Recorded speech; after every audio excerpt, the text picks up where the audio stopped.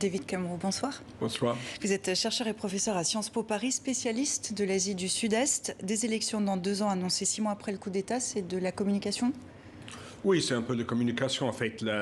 Ça suit un peu le modèle thaïlandais, c'est-à-dire qu'on fait un coup d'État, on annonce les élections, on va changer le système électoral sans doute avec un système proportionnel.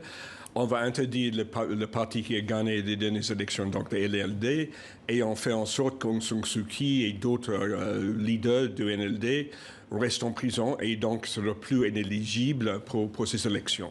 La population birmane ne cesse d'interpeller la communauté internationale. Pourquoi ces appels restent sourds depuis 6 mois? Parce qu'une espèce de lâcheté, on compte sur l'ASEAN, l'Association des Nations de l'Asie du Sud-Est, de résoudre ce problème.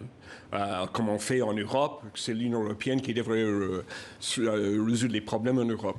Le problème, c'est que l'ASEAN, c'est une association des pays autoritaires, semi-autoritaires, qui n'ont pas tellement d'intérêt. Et ce qu'ils ont fait jusqu'à maintenant, après la réunion du 24 avril, ils ont un peu légitimisé la junte militaire. On n'a même pas nommé l'envoyé spécial qui était annoncé 3 mois après. Et donc, tout ce que ça fait, c'est acheter du temps pour la junte militaire. Et ça, c'est le jeu de junte militaire, c'est gagner du temps. Et dans ce laps de temps, justement, la Birmanie est exsangue, la population est épuisée, la pauvreté explose, on a faim aujourd'hui en Birmanie. Comment sortir de cette crise? Oui, on a l'économie a chuté de 18% l'année dernière, selon la Banque mondiale. Il faut, je crois que c'est annoncé par le représentant des Birmans en France, cette reconnaissance du gouvernement en exil. Ce qui est différent cette fois, après d'autres périodes de troubles en 88, etc., que nous avons maintenant une sorte de représentation du mouvement démocratique, qui est le gouvernement en exil, le National Unity Government, qui demande la reconnaissance de la communauté internationale. Ensuite, nous avons une opposition, mais qui est extrêmement répandue. Vous savez, le mouvement de désobéissance civile. Les gens parce que la désobéissance civile continue. Les Birmans ne manifestent plus, mais ils résistent. Ils résistent. Et les gens refusent de payer, par exemple, les notes d'électricité. Le système bancaire est presque en faillite. Donc, un tiers des professeurs et des instituteurs ont été virés parce qu'ils refusent d'enseigner. Les médecins ne fonctionnent pas dans les hôpitaux publics, mais ils fonctionnent dans les cliniques privées. Et justement, par rapport aux hôpitaux, parce qu'on sait qu'il y a un très grand réseau d'hôpitaux militaires, la Birmanie fait face à une nouvelle vague de la pandémie. Est-ce que la junte militaire va en faire une aubaine pour se légitimiser?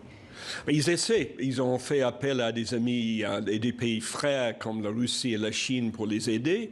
Mais en fait, c'est une raison pour la communauté internationale, à travers le gouvernement de l'unité nationale, d'intervenir sur la question, en fait, sur le droit humanitaire d'aider un peuple en péril. Les militaires, ils essaient de, par exemple, contrôler la fourniture d'oxygène dans le pays.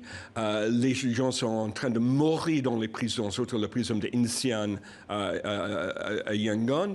Et c'est vraiment un désastre pour les militaires. Et d'un mot vraiment pour terminer, on évoque toujours le scénario de la guerre civile. Ça vous paraît possible, oui, non?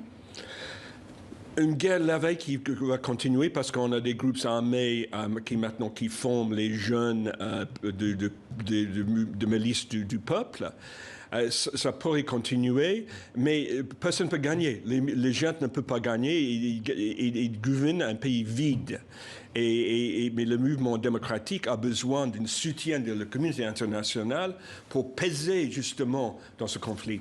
David Cameron, merci beaucoup d'être venu nous apporter votre éclairage dans 64 minutes. Merci beaucoup. Avec plaisir.